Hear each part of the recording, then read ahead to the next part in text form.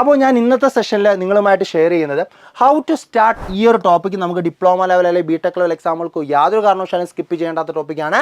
Okay, അപ്പോൾ ഞാനീ പറഞ്ഞ ആദ്യത്തെ 3 ടോപ്പിക്കുകൾ കോമൺ ആണ്. അത് ധൈര്യത്തോടെ പഠിച്ചു തുടങ്ങുക. നിങ്ങൾ പ്രധാനമായിട്ടും നിങ്ങൾ പഠിക്കേണ്ടത് ഡിഫറെൻറ്റ് ടൈപ്സ് ഓഫ് കാസ്റ്റിംഗ്, അവിടെ നമ്മൾ യൂസ് ചെയ്യുന്ന മൗൾഡ് മെറ്റീരിയൽ ഏതാണ്, പാറ്റേൺ മെറ്റീരിയൽ ഏതാണ്, ക്വസ്റ്റ്യൻസ് വർക്കൗട്ട് ചെയ്തിട്ടാണ് നമ്മൾ അടുത്ത സബ്ജക്റ്റിലോട്ട് പോകുന്നത്. അപ്പോൾ ക്വസ്റ്റ്യൻസ് വർക്കൗട്ട് ചെയ്യുന്ന സമയത്ത് നിങ്ങൾ ശ്രദ്ധിക്കേണ്ട കാര്യം, hi, welcome all to entry technical YouTube channel. So നമ്മൾ ലാസ്റ്റ് സെഷനിൽ പറഞ്ഞ പോലെ തന്നെ നമ്മുടെ ഇനി വരാൻ പോകുന്ന മെക്കാനിക്കൽ എഞ്ചിനീയറിംഗ് റിലേറ്റഡ് ആയിട്ടുള്ള എക്സാമുകൾക്ക് നമുക്ക് എങ്ങനെ തയ്യാറെടുത്ത് തുടങ്ങാം എന്നുള്ളതാണ് അല്ലേ. കാരണം ഇപ്പോൾ പുതുതായിട്ട് പഠിക്കുന്ന 2023 പാസ് ഔട്ടായ ഉദ്യോഗാർത്ഥികളായിക്കോട്ടെ, അല്ല കഴിഞ്ഞ 1-2 വർഷങ്ങളായി Kerala PSC technical exam, mechanical related ആയിട്ടുള്ള ടെക്നിക്കൽ എക്സാമുകൾക്ക് പ്രിപ്പയർ ചെയ്തുകൊണ്ടിരിക്കുന്നു, പക്ഷേ റാങ്ക് ലിസ്റ്റിൽ എത്തിപ്പെടാനായിട്ട് സാധിക്കുന്നില്ല. അപ്പോൾ അങ്ങനെയുള്ള ഉദ്യോഗാർത്ഥികൾക്കൊക്കെ ഇനി വരാൻ പോകുന്ന, നമ്മൾ കഴിഞ്ഞ വീഡിയോയിൽ നമ്മൾ ഓൾറെഡി പറഞ്ഞു, ഇനി 2024-25 വർഷങ്ങളിൽ നമുക്ക് വരാൻ സാധ്യതയുള്ള കുറച്ച് എക്സാം നോട്ടിഫിക്കേഷൻസുകൾ ഞാൻ നിങ്ങളുമായിട്ട് ഡിസ്കസ് ചെയ്തു. അപ്പോൾ അങ്ങനെയുള്ള എക്സാമുകൾക്കൊക്കെ വേണ്ടി നിങ്ങൾക്കൊരു കോമൺ പ്രിപ്പറേഷൻ മോഡ് അല്ലെങ്കിൽ കോമൺ പ്രിപ്പറേഷൻ നമുക്ക് എങ്ങനെ കൊണ്ടുപോകാം എന്നുള്ളതാണ് നമ്മൾ ഇന്നത്തെ വീഡിയോ സെഷനിൽ മെയിനായിട്ട് നോക്കുന്നത്. ഓക്കെ, അപ്പോൾ നമുക്കറിയാം ഏതൊരു കേരള PSC എക്സാമിനും ടെക്നിക്കൽ റിലേറ്റഡ് ആയിട്ടുള്ള എക്സാമുകൾ, അപ്പോൾ അറ്റ് പ്രസൻറ്റ് ഇപ്പോൾ നടന്നുകൊണ്ടിരിക്കുന്ന എക്സാമുകളുടെയൊക്കെ ഒരു രീതി എന്താണെന്ന് വെച്ച് കഴിഞ്ഞാൽ കോമ്പറ്റീഷൻ വളരെ കൂടുതലാണ് അല്ലേ. കാരണം എന്താ, ഉദ്യോഗാർത്ഥികളെല്ലാം തന്നെ വെൽ പ്രിപ്പയർഡ് ആയിട്ട് പ്രിപ്പയർ ചെയ്തുകൊണ്ടാണ് എക്സാമുകൾക്ക് പോകുന്നത്. കഴിഞ്ഞ ഒരു 3-4 വർഷം മുന്നേയൊക്കെ നോക്കുകയാണെങ്കിൽ അങ്ങനെ ടെക്നിക്കൽ എക്സാമുകൾക്ക് ഉദ്യോഗാർത്ഥികൾ അങ്ങനെ പ്രിപ്പയർ ചെയ്ത് പോകുന്നത് കുറവായിരുന്നു. അവരവർക്ക് അറിയാവുന്ന കുറച്ച് കണ്ടൻസുകളൊക്കെ ഒന്ന് ബ്രഷപ്പ് ചെയ്ത് അവർ എക്സാമുകൾ അപ്രോച്ച് ചെയ്യുന്നു. പക്ഷേ ഇപ്പോൾ ഉള്ള സമയങ്ങളിൽ എക്സാം അങ്ങനെയല്ല.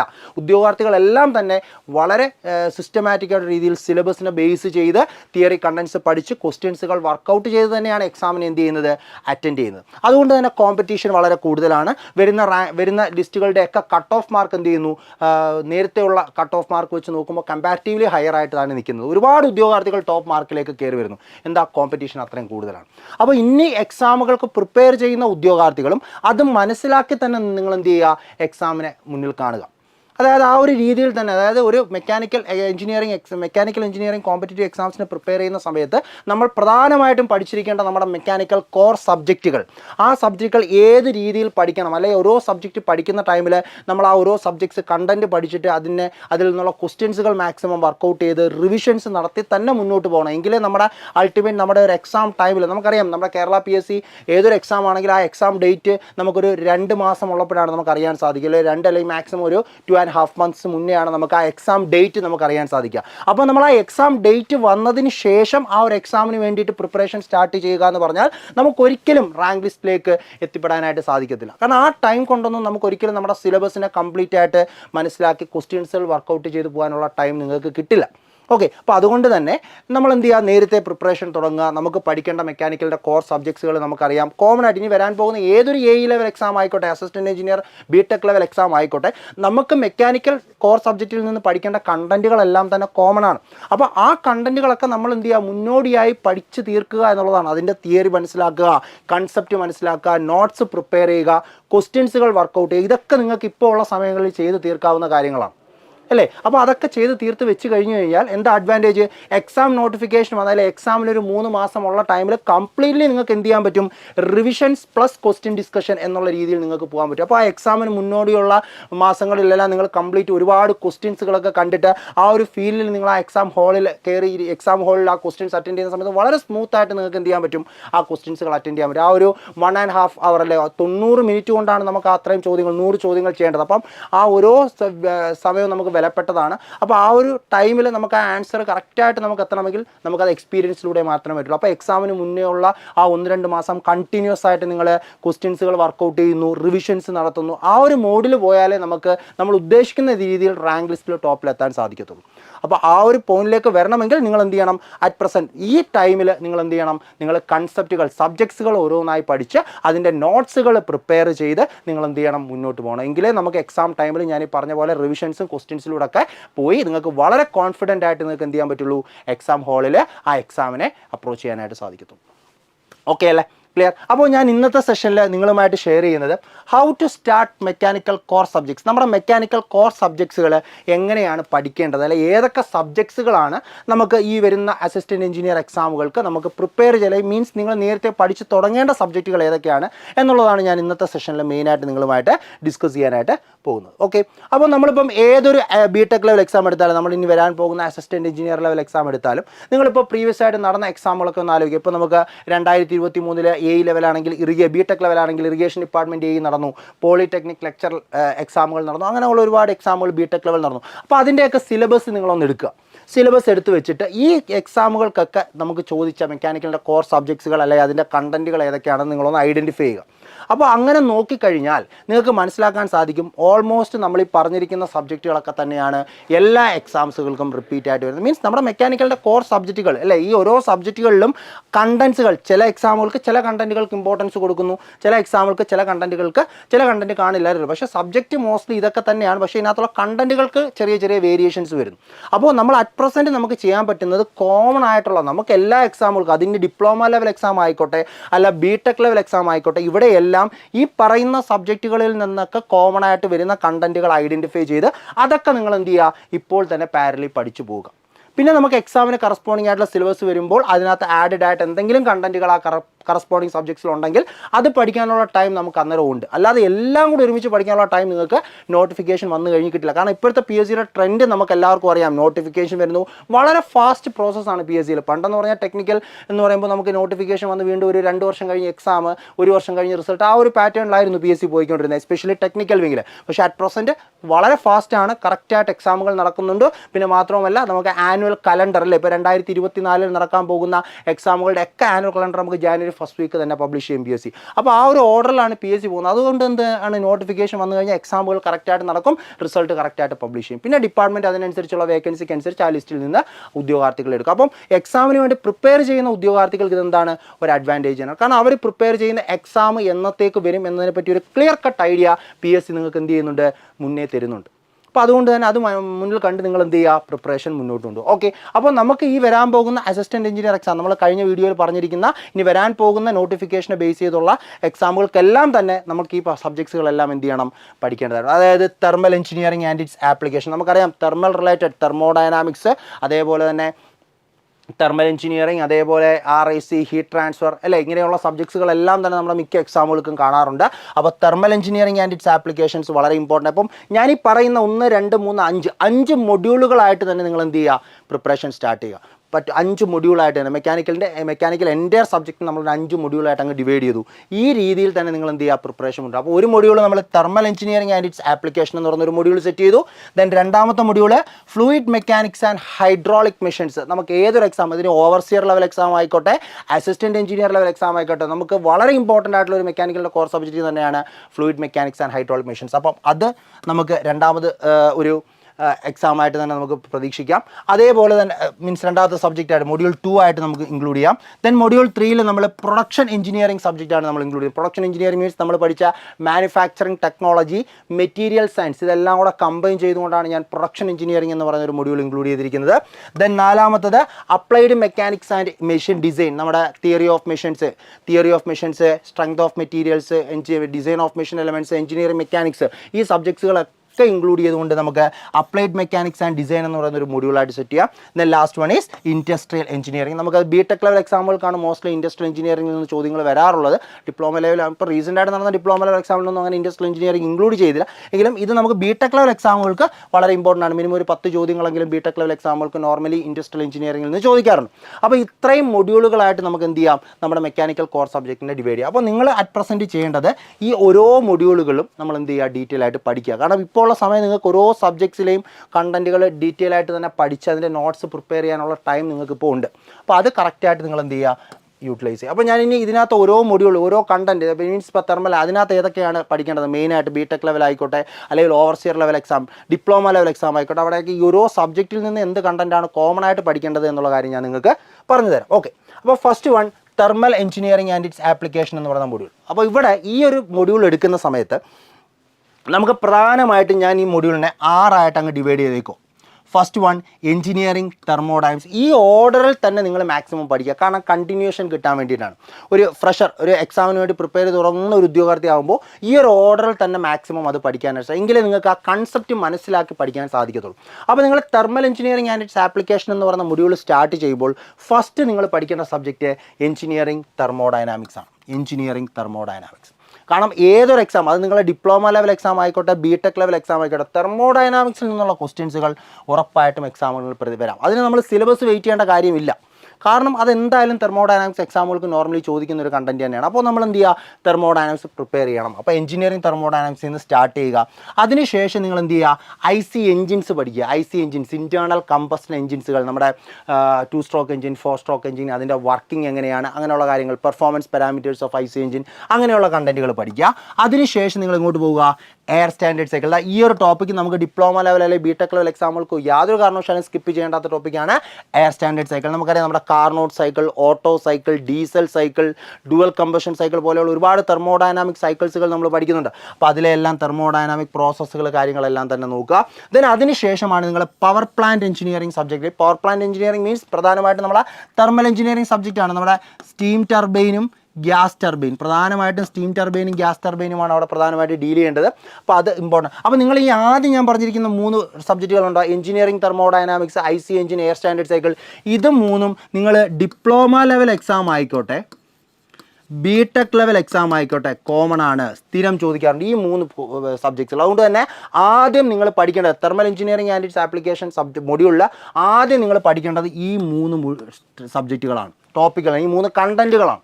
കാരണം ഇത് നിങ്ങൾ ഇനി എഴുതാൻ പോകുന്ന ഏതൊരു ഡിപ്ലോമ ലെവൽ എക്സാമിനും ഏതൊരു ബിടെക് ലെവൽ എക്സാമിനും ക്വസ്റ്റ്യൻസുകൾ ഈ 3 കണ്ടന്റിൽ നിന്ന് പ്രതീക്ഷിക്കാം. ഓക്കെ, അപ്പോൾ ആദ്യം നിങ്ങൾ ഇത് 3ഉം കംപ്ലീറ്റ് ചെയ്യുക. ഇത് കംപ്ലീറ്റ് ചെയ്തതിന് ശേഷം നിങ്ങൾ പവർ പ്ലാന്റ് എഞ്ചിനീയറിംഗ്, അത് ഈ ഞാൻ പറഞ്ഞ പോലെ സ്റ്റീം ടർബൈൻ, ഗ്യാസ് ടർബൈൻ, ഇതൊക്കെ പ്രധാനമായിട്ടും ബിടെക് ലെവൽ എക്സാമിന് ക്വസ്റ്റ്യൻസുകൾ കൂടുതൽ കാണാറുള്ളൂ. ഡിപ്ലോമ ലെവൽ എക്സാമിന് അങ്ങനെ അഥവാ ചോദിച്ചാലും വളരെ ബേസിക് ആയിട്ടുള്ള ക്വസ്റ്റ്യൻസുകൾ മാത്രമേ സ്റ്റീം ടർബൈൻ, ഗ്യാസ് ടർബൈൻ എന്നൊക്കെ ചോദിക്കാറുള്ളൂ. കുറച്ചും കൂടെ നല്ല ഹൈ ലെവൽ ക്വസ്റ്റ്യൻസുകളൊക്കെ നമുക്ക് ബിടെക് ലെവൽ എക്സാമിന് പ്രതീക്ഷിക്കാം. ഓക്കെ ആണ്. ദെൻ അതിനുശേഷം ഹീറ്റ് ട്രാൻസ്ഫർ സബ്ജക്റ്റ് പഠിക്കുക. ഈ പവർ പ്ലാന്റ് എഞ്ചിനീയറിംഗിന് ശേഷം നിങ്ങൾ എന്ത് പഠിക്കുക, ഹീറ്റ് ട്രാൻസ്ഫർ സബ്ജക്റ്റ്. ഈ ഹീറ്റ് ട്രാൻസ്ഫർ സബ്ജക്റ്റ് പഠിക്കുന്ന സമയത്ത് അത് നിങ്ങൾ എന്ത് ചെയ്യുക, ഡിപ്ലോമ ലെവലിന് പഠിക്കുന്ന സമയത്തും, ഡിപ്ലോമ ലെവൽ എക്സാം ആയിക്കോട്ടെ, അല്ല BTech level assistant engineer level exam ആയിക്കോട്ടെ, ഡിപ്ലോമ ലെവൽ എക്സാമിന് പഠിക്കുന്ന സമയത്ത് നിങ്ങൾ ഡീറ്റെയിൽ ആയിട്ട് പഠിക്കുക. ജസ്റ്റ് നമ്മുടെ ഹീറ്റ് ട്രാൻസ്ഫറിൻ്റെ മോഡുകളുണ്ടല്ലോ, കണ്ടക്ഷൻ, കൺവെക്ഷൻ, റേഡിയേഷൻ, ഈ 3 മോഡുകൾ. അതിൻ്റെ ഗവേണിംഗ് ലോ, ഇപ്പം കണ്ടക്ഷൻ ആകുമ്പോൾ നമുക്കറിയാം Fourier law of heat conduction, convection ആകുമ്പോൾ നമുക്കറിയാം Newton's law of cooling, radiation ആകുമ്പോൾ നമുക്കറിയാം സ്റ്റീഫൻ ബോൾട്ട്സ്മാൻ. അപ്പോൾ അങ്ങനെയുള്ള ബേസിക് ഫാക്റ്റുകൾ മാത്രം നമ്മൾ എന്ത് ചെയ്യാൻ മതി, ഡിപ്ലോമ ലെവൽ എക്സാമിന് പഠിച്ചാൽ മതി. ബിടെക് ലെവൽ എക്സാമിന് പഠിക്കുന്ന സമയത്ത് ഹീറ്റ് ട്രാൻസ്ഫർ സബ്ജക്റ്റ് ഡീറ്റെയിൽ ആയിട്ട് തന്നെ പഠിക്കണം. അവിടെ നമ്മൾ കണ്ടക്ഷൻ ഡീറ്റെയിൽ ആയിട്ട് തന്നെ നോക്കണം. കൺവെക്ഷനകത്ത് ഒരുപാട് ഡയമെൻഷൻലെസ് നമ്പറുകൾ പഠിക്കുന്നുണ്ട്, അതിനെപ്പറ്റി, അതിൻ്റെ എംപിറിക്കൽ റിലേഷൻസ്. പിന്നെ ഹീറ്റ് എക്സ്ചേഞ്ചർ എന്ന് പറയുന്ന ടോപ്പിക്ക് വളരെ ഡീറ്റെയിൽ ആയിട്ട് തന്നെ നോക്കണം. പിന്നെ റേഡിയേഷനകത്ത് നമ്മൾ സ്റ്റീഫൻ ബോൾട്ട്സ്മാൻ ലോ അല്ലാതെ തന്നെ ഒരുപാട് ലോസുകൾ, കിർച്ചോഫ്സ് ലോ ആയിക്കോട്ടെ, വെയിൻസ് ഡിസ്പ്ലേസ്മെൻറ്റ് ലോ ആയിക്കോട്ടെ, ലംബർട്സ് കൊസൈൻ ലോ ആയിക്കോട്ടെ, റേഡിയേഷൻ ഷീൽഡിൻ്റെ കൺസെപ്റ്റ് ആയിക്കോട്ടെ, ഇങ്ങനെയുള്ള ഒരുപാട് കൺസെപ്റ്റുകൾ നമ്മൾ ഹീറ്റ് റേഡിയേഷൻ ടോപ്പിക്കിൽ പെടുത്തും. അപ്പോൾ അതൊക്കെ ഡീറ്റെയിൽ ആയിട്ട് തന്നെ നിങ്ങൾ എന്ത് ചെയ്യണം, ലെവൽ ബിടെക് ലെവൽ എക്സാമിന് നിങ്ങൾ അത്യാവശ്യമായിട്ട് പഠിക്കണം. ഓക്കെ, അപ്പോൾ ഞാനീ പറഞ്ഞ ആദ്യത്തെ 3 കണ്ടന്റുകൾ, ടോപ്പിക്കുകൾ കോമൺ ആണ്. അത് ധൈര്യത്തോടെ പഠിച്ചു തുടങ്ങുക നിങ്ങൾ. പിന്നെ ഉള്ളത് നിങ്ങൾ ബിടെക്, നിങ്ങൾ പ്രിപ്പയർ ചെയ്യുന്നത് ബിടെക് ആണോ ഡിപ്ലോമ ലെവൽ എക്സാമിനാണോ എന്ന് മനസ്സിലാക്കിയിട്ട് ഇതിൽ നിന്നുള്ള കണ്ടന്റുകൾ നിങ്ങൾ ചൂസ് ചെയ്ത് പഠിക്കുക, ഇമ്പോർട്ടൻസ് കൊടുത്ത് പഠിക്കുക. അത് നിങ്ങൾക്ക് വേണമെങ്കിൽ നിങ്ങൾക്ക് പ്രീവിയസ് ഇയറിലുള്ള ഡിപ്ലോമ ലെവൽ അല്ലെങ്കിൽ ലെവൽ എക്സാമിൻ്റെ സിലബസ് നോക്കിയിട്ട് അതിനനുസരിച്ച് നിങ്ങൾക്ക് വേണമെങ്കിൽ എന്ത് ചെയ്യാം, ഐഡൻറ്റിഫൈ. അപ്പോൾ ഇതിനകത്ത് പവർ പ്ലാന്റ് ഞാൻ ഈ പറഞ്ഞ പോലെ തന്നെ ഹീറ്റ് ട്രാൻസ്ഫർ ഒക്കെ പഠിക്കുന്ന സമയത്ത് ആ വെയിറ്റ് ചെയ്ത് നോക്കുക. ആദ്യം ബേസിക് ആയിട്ടുള്ള കാര്യങ്ങൾ മാത്രം, മോഡ്സും അങ്ങനെയുള്ള കാര്യങ്ങൾ മാത്രം ഡിപ്ലോമയ്ക്ക് പഠിച്ചാൽ മതി. ഡീറ്റെയിൽ ആയിട്ട് ലെവലിലേക്ക് പോകുമ്പോൾ മാത്രം ഞാൻ പറഞ്ഞ പോലെ ഡീപ്പായിട്ട് നിങ്ങൾ എന്ത് ചെയ്യുക, നോക്കുക. Okay, then refrigeration and air conditioning ഞാൻ പറഞ്ഞ പോലെ ബിടെക് ലെവൽ എക്സാമിന് വളരെ ഇമ്പോർട്ടൻ്റ് ആണ്. RIC അത് അവിടുന്ന് സൈക്രോമെട്രി ആയിക്കോട്ടെ, വേപ്പർ കംപ്രഷൻ റെഫ്രിജറേഷൻ സിസ്റ്റം ആയിക്കോട്ടെ, വേപ്പർ അബ്സോർപ്ഷൻ റെഫ്രിജറേഷൻ സിസ്റ്റം ആയിക്കോട്ടെ, എയർ റെഫ്രിജറേഷൻ സിസ്റ്റം ആയിക്കോട്ടെ, ഇതിൽ നിന്നൊക്കെ ഉള്ള ക്വസ്റ്റ്യൻസുകൾ ചോദിക്കാറുണ്ട് RIC സബ്ജക്റ്റ്. പക്ഷേ ഡിപ്ലോമ ലെവൽ എക്സാമിന് ബേസിക് ആയിട്ടുള്ള കാര്യങ്ങൾ മാത്രം ഒന്ന് നോക്കിയാൽ മതി നിങ്ങൾ. അതായത് നമ്മുടെ റിവേഴ്സ് കാർനോട്ട് സൈക്കിളിൻ്റെ കൺസെപ്റ്റും വേപ്പർ VCRSൻ്റെ ബേസിക് ഫാക്റ്റും സൈക്രോമെട്രിക് ചാർട്ടുമായിട്ട് ബന്ധപ്പെട്ടുള്ള ബേസിക് ഡെഫിനിഷൻസും കാര്യങ്ങളൊക്കെ മാത്രം അത് ഡിപ്ലോമ ലെവലിൽ നോക്കിയാൽ മതി. പക്ഷേ ബിടെക് ലെവലിൽ ഇത് എന്ത് ചെയ്യണം, ഡീറ്റെയിൽ ആയിട്ട് തന്നെ പഠിക്കണം. ഓക്കെ ആണോ, ക്ലിയർ അല്ലേ? ഓക്കെ, അപ്പോൾ ഇതാണ് നമുക്ക് നോർമലി യെസ്. അപ്പോൾ നമ്മുടെ ഫസ്റ്റ് മൊഡ്യൂൾ, അതായത് engineering thermal engineering and its application സബ്ജക്റ്റിൽ നിന്ന് മൊഡ്യൂളിൽ നിന്ന് നിങ്ങൾ മെയിനായിട്ട് പഠിക്കേണ്ടത് ഇത്രയും കാര്യങ്ങളാണ്. അപ്പോൾ ഞാൻ പറഞ്ഞ ആദ്യത്തെ 3 subjects engineering thermodynamics, IC engine, air standard cycles, ഇത് നിങ്ങൾ ഫസ്റ്റ് തന്നെ പഠിച്ച് മാറ്റുക. നമ്മുടെ എല്ലാ എക്സാമിനും ഇനി വരാൻ പോകുന്ന RRB JE ആയിക്കോട്ടെ, SSC JE ആയിക്കോട്ടെ, അല്ല നിങ്ങളുടെ ഡിപ്ലോമ ലെവൽസ് ഏതൊരു എക്സാമിനും നമുക്ക് ഒരു മസ്റ്റായിട്ട് നമ്മുടെ സിലബസിൽ കാണുന്ന 3 കണ്ടൻറ്റുകളാണിത്. അപ്പോൾ ഇത് നിങ്ങൾ ആദ്യം പഠിക്കുക. ദെൻ ഈ പറയുന്ന 4, 5, 6 ഞാൻ പറഞ്ഞ് ഇൻക്ലൂഡ് ചെയ്തിരിക്കുന്ന കണ്ടൻറ്റുകളിൽ നിന്ന് സിലബസ് നിങ്ങൾ എയിം ചെയ്യുന്ന എക്സാം ഏതാണ്, ഡിപ്ലോമയാണോ ബിടെക് ആണോ എന്ന് നോക്കിയിട്ട് അതിനെ ബേസ് ചെയ്ത് ആവശ്യമുള്ള കണ്ടൻറ്റുകൾ മാത്രം ഐഡൻറ്റിഫൈ ചെയ്ത് നോട്ട്സ് പ്രിപ്പയർ ചെയ്തു. അപ്പോൾ ഇതാണ് നമ്മുടെ first module thermal engineering and it's ആപ്ലിക്കേഷനിൽ നിന്ന് നിങ്ങൾ പ്രൊസീഡ് ചെയ്യേണ്ടത്. ഓക്കെ, അങ്ങനെയാണെങ്കിൽ നമുക്ക് രണ്ടാമത്തെ മൊഡ്യൂൾ നമ്മുടെ fluid mechanics and hydraulic machines. ഞാൻ പറഞ്ഞു മെക്കാനിക്കൽ എഞ്ചിനീയറിംഗ് കോമ്പറ്റേറ്റീവ് എക്സാംസിന് പ്രിപ്പയർ ചെയ്യുന്ന സമയത്ത് ഈ ഒരു മൊഡ്യൂൾ, ഈ ഒരു fluid mechanics and hydraulic machines എന്ന് പറയുന്ന മൊഡ്യൂൾ വളരെ ഇമ്പോർട്ടൻ്റ് ആണ്. കാരണം എല്ലാ എക്സാമുകൾക്കും ക്വസ്റ്റ്യൻസുകൾ നോർമലി കാണാറുണ്ട്. അതിപ്പോൾ ഇനി നമ്മൾ എഴുതാൻ പോകുന്ന ഇപ്പോൾ RRB JE ആയിക്കോട്ടെ, SSC JE എക്സാം ആയിക്കോട്ടെ, കേരള PSCയിൽ വരാൻ പോകുന്ന അസിസ്റ്റൻറ്റ് എഞ്ചിനീയർ നമ്മൾ ഡിസ്കസ് ചെയ്ത ഈ എക്സാംസുകളായിക്കോട്ടെ, ഡിപ്ലോമ ലെവൽ എക്സാം, ഇതിനെല്ലാം നമുക്ക് വളരെ ഇമ്പോർട്ടൻ്റ് ആയിട്ടുള്ളൊരു സബ്ജക്റ്റാണ് fluid mechanics and hydraulic machines. അപ്പോൾ നിങ്ങൾക്ക് ധൈര്യത്തോടെ തന്നെ ഈ ഒരു സബ്ജക്റ്റ് പഠിച്ചു തുടങ്ങാം. അറ്റ് പ്രസൻറ്റ് ഇപ്പോൾ തന്നെ നിങ്ങൾ പ്രിപ്പറേഷൻ സ്റ്റാർട്ട് ചെയ്യുന്ന സമയത്ത് തന്നെ ആദ്യം തന്നെ നിങ്ങൾക്ക് പഠിച്ചു തുടങ്ങാവുന്ന ഒരു സബ്ജക്റ്റ് തന്നെയാണ് fluid mechanics and hydraulic machine. ഈ ഒരു സബ്ജക്റ്റിൽ നിന്ന് ക്വസ്റ്റ്യൻസുകൾ നിങ്ങൾ എഴുതാൻ പോകുന്ന ഏതൊരു എക്സാമിനും ഷുവർ ഷോർട്ടായിട്ട് നിങ്ങൾക്ക് കിട്ടും. ഓക്കെ, അപ്പോൾ ഇത് പഠിക്കുന്ന സമയത്ത് നിങ്ങൾ ആദ്യം നമുക്കറിയാം fluid statics study of fluids, ട്രസ്റ്റിലുള്ള ഫ്ലൂയിഡിൻ്റെ സ്റ്റഡിയാണ് ഫ്ലൂയിഡ് സ്റ്റാറ്റിക്സ് അല്ലേ. അപ്പോൾ ഫ്ലൂയിഡ് സ്റ്റാറ്റിക്സ് പഠിക്കണം. അപ്പോൾ ഇവിടെ നമ്മൾ പഠിക്കുമ്പം ആദ്യം നമ്മൾ പ്രോപ്പർട്ടീസ്, ഫ്ലൂയിഡ്സിൻ്റെ പ്രോപ്പർട്ടീസ്, ഞാൻ ഈ പറയുന്ന കണ്ടൻറ്റുകളെല്ലാം തന്നെ ഡിപ്ലോമ ലെവൽ അല്ലെങ്കിൽ BTech level, RRB JE, SSC ഏതൊരു എക്സാമിനും ചോദിക്കുന്ന കണ്ടൻറ്റുകളാണ്. ഇതൊക്കെ ആദ്യം തന്നെ പഠിച്ചു മാറ്റുക എന്നുള്ളതാണ്. പ്രോപ്പർട്ടീസ് ഓഫ് ഫ്ലൂയിഡ്സ് പഠിക്കണം. അതേപോലെ തന്നെ നമ്മുടെ pressure and its measurement topic വളരെ ഇമ്പോർട്ടൻ്റ് ആണ്. ദെൻ ബോയൻസി ആൻഡ് ഫ്ലോട്ടേഷൻ ഈ കണ്ടൻറ്റുകളെല്ലാം ഡിപ്ലോമ ലെവൽ ബിടെക് ലെവൽ എക്സാമുകൾക്കെല്ലാം ഇമ്പോർട്ടൻ്റ് ആണ്. ആദ്യം പഠിച്ചു തുടങ്ങേണ്ട കണ്ടൻറ്റുകളാണ്. പ്രോപ്പർട്ടീസ് ഓഫ് ഫ്ലൂയിഡ്സ് വളരെ ഇമ്പോർട്ടൻ്റ് ആണ്, ക്വസ്റ്റ്യൻസുകൾ നോർമലി ചോദിക്കുന്നതാണ്. അതിനുശേഷം നമ്മൾ ഫ്ലൂയിഡ് കൈനമാറ്റിക്സ്, ഈ ഫ്ലൂയിഡ് കൈനമാറ്റിക്സ് ഇത്രയും കണ്ടൻറ്റുകൾ ഡീറ്റെയിൽ ആയിട്ട് തന്നെ പഠിക്കുക, കോമൺ ആണ്. അതായത് ബിടെക്കും ഡിപ്ലോമ ലെവൽ എക്സാമിനും എല്ലാം കോമൺ ആണ്. ഇനി ഈ ഫ്ലൂയിഡ് കൈനമാറ്റിക്സ് പഠിക്കുന്ന സമയത്ത് ശ്രദ്ധിക്കണം, നിങ്ങൾ ഡിപ്ലോമ ലെവൽ എക്സാമിനാണ് പഠിക്കുന്നതെങ്കിൽ നിങ്ങൾ അതായത് RRB JE, SSC JE, RRB JE ആയിക്കോട്ടെ, അല്ലെങ്കിൽ നമ്മുടെ കേരള PSCയിലെ ഡിപ്ലോമ ലെവൽ എക്സാമുകൾക്കായിക്കോട്ടെ, ഇവിടെയൊക്കെ പഠിക്കുമ്പോൾ ഫ്ലൂയിഡ് കൈനമാറ്റിക്സിൽ നിന്ന് നിങ്ങൾ പ്രധാനമായിട്ടും പഠിക്കേണ്ടത് ടൈപ്സ് ഓഫ് ഫ്ലൂയിഡ് ഫ്ലോ പഠിക്കണം. ദെൻ കണ്ടിന്യൂറ്റി ഇക്വേഷൻ, ഈ 2 കൺസെപ്റ്റുകളാണ് പ്രധാനമായിട്ടും ഡിപ്ലോമ ലെവൽ എക്സാമിന് നിങ്ങൾ പഠിക്കുന്നത്. ഡിഫറെൻറ്റ് ടൈപ്സ് ഓഫ് ഫ്ലൂയിഡ് ഫ്ലോയും കണ്ടിന്യൂറ്റി ഇക്വേഷനും അതിൻ്റെ ആപ്ലിക്കേഷനിലുള്ള ക്വസ്റ്റ്യൻസുകളുമാണ് പഠിക്കേണ്ടത്. ഇനി നിങ്ങൾ ബിടെക് ലെവൽ എക്സാമിന് പ്രിപ്പയർ ചെയ്യുന്ന സമയത്ത് ഇതിൽ നിന്ന് അഡീഷണലായിട്ട് നിങ്ങൾ നമ്മുടെ velocity and acceleration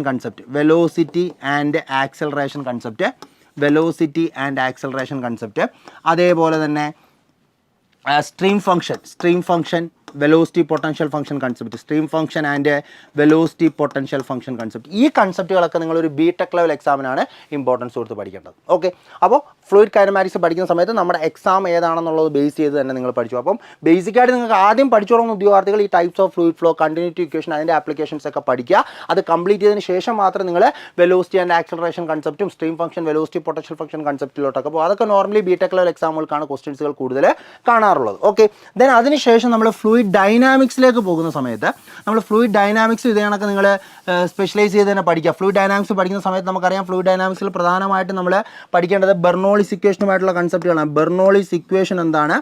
Bernoulli's equation, അതിൻ്റെ ആപ്ലിക്കേഷൻ ഓഫ് ബെർണോളിസ് ഇക്വേഷൻ, നമ്മുടെ വെഞ്ചുറി മീറ്റർ ആയിക്കോട്ടെ, ഒറിഫൈസ് മീറ്റർ ആയിക്കോട്ടെ, പിറ്റോ ട്യൂബ് ആയിക്കോട്ടെ, അങ്ങനെയുള്ള കാര്യങ്ങളൊക്കെ നിങ്ങൾ ഡിപ്ലോമ ലെവൽ എക്സാംസിന് ഇതൊക്കെ വളരെ ഇമ്പോർട്ടൻ്റ് ആണ്. ഡിപ്ലോമ ലെവൽ എക്സാം ആയിക്കോട്ടെ, ബിടെക് ലെവൽ എക്സാം ആയിക്കോട്ടെ, ചോദ്യങ്ങൾ കൂടുതൽ വരുന്ന ഏരിയ തന്നെയാണ് ഫ്ലൂയിഡ് ഡൈനാമിക്സ്. പക്ഷേ നിങ്ങളൊരു ഇത് ബേസിക്കായിട്ട് ബെർണോളിസ് ഇക്വേഷനും അതിൻ്റെ ആപ്ലിക്കേഷനും ഒക്കെ നിങ്ങൾ ഡിപ്ലോമ ലെവൽ എക്സാമിനും ബിടെക് ലെവൽ എക്സാമിനും നിങ്ങൾ പഠിക്കേണ്ടതാണ്. അതുകൊണ്ട് തന്നെ ആദ്യം തന്നെ ഈ കണ്ടൻറ്റും കാര്യങ്ങളും ഒക്കെ നിങ്ങൾ പ്രിപ്പയർ ചെയ്ത് പോവുക. ഇനി നിങ്ങളൊരു ലെവൽ എക്സാമിന് പ്രിപ്പയർ ചെയ്യുകയാണെങ്കിൽ ഇതിൽ നിന്ന് കുറച്ചും കൂടി അഡ്വാൻസ്ഡ് ആയിട്ട് നമ്മൾ ഫ്ലോ ത്രൂ പൈപ്പിലൂടെ ഫ്ലോ നടക്കുന്ന സമയത്തുള്ള ലോസസുകൾ, മേജർ ലോസ് ഏതൊക്കെയാണ്, മൈനർ ലോസസുകൾ ഏതൊക്കെയാണ്, ലാമിനാർ ഫ്ലോ, ടർബുലൻറ്റ് ഫ്ലോ കൺസെപ്റ്റുകളൊക്കെ ബിടെക് ലെവൽ എക്സാമിലേക്ക് പോകുമ്പോൾ കുറച്ചും കൂടി ഇമ്പോർട്ടൻസ് കൊടുത്ത് പഠിക്കുക.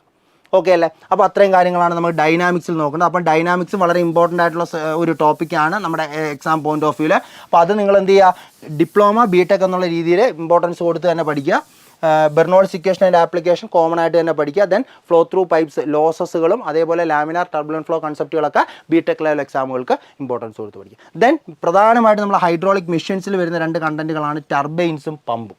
ഓക്കെ, ടർബൈൻ പഠിക്കുന്ന സമയത്ത് നമുക്ക് പ്രധാനമായിട്ടും അത് നിങ്ങൾ ഡിപ്ലോമ ലെവൽ എക്സാം ആയിക്കോട്ടെ ബിടെക് ആയിക്കോട്ടെ ക്ലാസിഫിക്കേഷൻ ഇമ്പോർട്ടൻ്റ് ആയിട്ട് തന്നെ പഠിക്കുക. ടർബൈൻ്റെ ക്ലാസിഫിക്കേഷൻ നമ്മൾ പല രീതിയിൽ ടർബൈനെ ക്ലാസിഫൈ ചെയ്യാറുണ്ട് അല്ലേ, based on the head, based on the type of head available at inlet, based on the specific speed, based on the type of energy at inlet, അങ്ങനെ പല രീതിയിൽ നമ്മൾ ടർബൈനെ ഈ ക്ലാസിഫിക്കേഷനെ ബേസ് ചെയ്തുള്ള ക്വസ്റ്റ്യൻസ്, അതിൻ്റെ എക്സാമ്പിൾസുകൾ അതൊക്കെ ഡിപ്ലോമ ലെവൽ ബിടെക് ലെവൽ എക്സാമുകൾ സ്ഥിരം ചോദിക്കുന്ന ഒരു ക്വസ്റ്റ്യൻ ആണ്. അപ്പോൾ അത് കോമൺ ആയിട്ട് ഇമ്പോർട്ടൻ്റ് ആയിട്ട് പഠിക്കുക. പിന്നെ അതേപോലെ തന്നെ എഫിഷ്യൻസി, ടർബൈനിൽ നമ്മൾ പറയുന്ന കുറേ എഫിഷ്യൻസികളുണ്ടല്ലോ, ഹൈഡ്രോളിക് എഫിഷ്യൻസി ആയിക്കോട്ടെ, മെക്കാനിക്കൽ എഫിഷ്യൻസി ആയിക്കോട്ടെ, ഓവറോൾ എഫിഷ്യൻസി ആയിക്കോട്ടെ, അതിൻ്റെയൊക്കെ ഡെഫിനിഷൻസുകൾ വളരെ ഇമ്പോർട്ടൻ്റ് ആയിട്ട് പഠിക്കുക. ദെൻ അതേപോലെ യൂണിറ്റ് ക്വാണ്ടിറ്റീസ്, ഈ യൂണിറ്റ് ക്വാണ്ടിറ്റീസ് ഒക്കെ ഇമ്പോർട്ടൻ്റ് ആണ്. Unit speed, unit discharge, unit power ഒക്കെ ഇമ്പോർട്ടൻ്റ് ആണ്. അതേപോലെ തന്നെ സ്പെസിഫിക് സ്പീഡിൻ്റെ കൺസെപ്റ്റ്, ഇതൊക്കെ ടർബൈൻ പഠിക്കുന്ന സമയത്ത് പഠിക്കണം. പ്രധാനമായിട്ടും പെൽട്ടൺ ടർബൈൻ, അതേപോലെ Francis turbine, Kaplan or propeller, ഈ 3 ടർബൈൻ്റെയും കൺസ്ട്രക്ഷൻ ഡീറ്റെയിൽസ് ആണ് പ്രധാനമായിട്ടും നിങ്ങൾ ഹൈഡ്രോളിക് ടർബൈൻ കൺസെപ്റ്റ് ചെയ്യുന്ന പ്രധാനമായിട്ട് നിങ്ങൾ പഠിക്കേണ്ടത്. പിന്നെ അവിടെ പവർ കണ്ടുപിടിക്കുന്ന ഇക്വേഷൻസും കാര്യങ്ങളൊക്കെ ഉണ്ട്. അതൊക്കെ ബിടെക് ലെവൽ എക്സാമുകൾക്ക് ന്യൂമറിക്കൽ ക്വസ്റ്റ്യൻസുകൾ ചോദിക്കുന്നതാണ്. അതൊക്കെ ഇവിടെ നിന്ന്. അല്ലാതെ ബേസിക് ആയിട്ട് നമ്മൾ classification, efficiency, unit quantities, specific speed കൺസെപ്റ്റുകൾ നോക്കിയിരിക്കുക. ദെൻ പമ്പുമായിട്ട് ബന്ധപ്പെട്ട് നമുക്ക് പ്രധാനമായിട്ട് 2 ടൈപ്പ് പമ്പുകളാണ് ഉള്ളത്, സെൻട്രിഫ്യൂഗൽ പമ്പും അതേപോലെ തന്നെ റെസിപ്രോക്കേറ്റിംഗ് പമ്പ്. അവിടെയും ഇതേപോലെ ക്ലാസിഫിക്കേഷൻസ് കറക്റ്റായിട്ട് നോക്കുക. എഫിഷ്യൻസിയുടെ കൺസെപ്റ്റുകൾ പമ്പിലെയും നമ്മൾ പ്രധാനമായിട്ട് നോക്കുക. പിന്നെ ബിടെക് ലെവൽ എക്സാമുകൾ വരുമ്പോഴത്തേക്കും അവിടെ പമ്പിൽ കുറച്ച് ക്യാരക്ടറിസ്റ്റിക് കേർവ്സുകൾ നമ്മൾ പഠിക്കുന്നുണ്ട്. ക്യാരക്ടറിസ്റ്റിക് കേർവ്സുകൾ, ആ കേർവ്സുകൾ ഒന്ന് പ്രധാനമായിട്ട് നോക്കിയിരിക്കുക. ഇപ്പോൾ റീസെൻ്റ് ആയിട്ട് നടന്ന എക്സാമുകളൊക്കെ ക്വസ്റ്റ്യൻസ് വന്നതാണ്. അപ്പോൾ അത് നോക്കുക. അപ്പോൾ ഇത്രയാണ് നമ്മുടെ fluid mechanics and hydraulic machines എന്ന് പറയുന്ന സബ്ജക്റ്റിൽ നിന്ന് നിങ്ങൾ ഇമ്പോർട്ടൻ്റ് ആയിട്ട് നിങ്ങൾ എന്ത് ചെയ്യേണ്ടത് നോക്കണം. അപ്പോൾ ഇപ്പോൾ നമ്മൾ പറഞ്ഞ 2 മൊഡ്യൂളുകൾ നമ്മുടെ PSC exam point of view വളരെ PSC എന്നല്ല, നമ്മൾ മെക്കാനിക്കൽ എഞ്ചിനീയറിംഗ് സെൻട്രൽ ഗവൺമെൻറ് ആയിക്കോട്ടെ, ഇപ്പോൾ RRB JEE SSC JEE എക്സാമുകളൊക്കെ ആയിക്കോട്ടെ, ഈ 2 മൊഡ്യൂളുകൾ വളരെ ഇമ്പോർട്ടൻ്റ് ആണ്. നമ്മൾ SSC JEE എക്സാം നോക്കുകയാണെങ്കിൽ ഈ തെർമൽ എഞ്ചിനീയറിംഗ് മൊഡ്യൂളും അതേപോലെ തന്നെ fluid mechanics and hydraulic machines മൊഡ്യൂളിൽ നിന്നാണ് മോസ്റ്റ്ലി അറൗണ്ട് 60% ക്വസ്റ്റ്യൻസുകളും SSC JEE എക്സാമിന് ചോദിക്കാറുള്ളത്.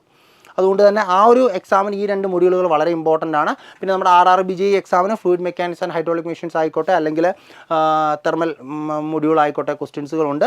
നമ്മുടെ കേരള PSC എക്സാമിന് ഈ 2 മൊഡ്യൂളുകൾ ഏതൊരു എക്സാമിനും ഇമ്പോർട്ടൻ്റ് ആണ്. അപ്പോൾ നിങ്ങൾ പഠിച്ചു തുടങ്ങുമ്പോൾ ഒരു ഫ്രഷർ എന്നുള്ള രീതിയിൽ നിങ്ങൾ എക്സാം പ്രിപ്പറേഷൻ സ്റ്റാർട്ട് ചെയ്യുവാണെങ്കിൽ ആദ്യം നിങ്ങൾ പഠിക്കേണ്ട 2 മൊഡ്യൂളുകളാണ് ഞാനിപ്പോൾ പരിചയപ്പെടുത്തിയത്. First one thermal engineering and its application, and second one is fluid mechanics and hydraulic machines. കാരണം ഇത് ഏതൊരു എക്സാമിനും ഒരു ഹൈ വെയിറ്റേജ് മൊഡ്യൂൾ തന്നെയാണ്. മാർക്ക് മാക്സിമം നമുക്ക് സ്കോർ ചെയ്യാൻ പറ്റുന്ന 2 മൊഡ്യൂളുകളാണ്. അപ്പോൾ അതുകൊണ്ട് തന്നെ ഇവിടെ മാക്സിമം വെയിറ്റേജ് കൊടുത്ത് തന്നെ നിങ്ങൾ എന്ത് ചെയ്യുക, പ്രിപ്പറേഷൻ സ്റ്റാർട്ട് ചെയ്യുക. ഓക്കെ, അപ്പോൾ ഈ 2 മൊഡ്യൂളുകളെ പറ്റി നിങ്ങൾക്കൊരു ബേസിക് ഐഡിയ കിട്ടിയെന്ന് വിചാരിക്കുന്നു. അങ്ങനെയാണെങ്കിൽ അടുത്ത മൊഡ്യൂളിലോട്ട് പോവുകയാണെങ്കിൽ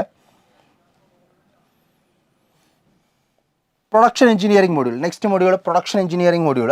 അപ്പോൾ ഇതിലേക്ക് പോവുകയാണെങ്കിൽ പ്രൊഡക്ഷൻ എഞ്ചിനീയറിംഗ് എന്ന് പറയുമ്പോൾ നമുക്കറിയാം കംപ്ലീറ്റ്ലി ഒരു തിയറട്ടിക്കൽ പേപ്പറാണ് അവിടെ വരുന്നത്.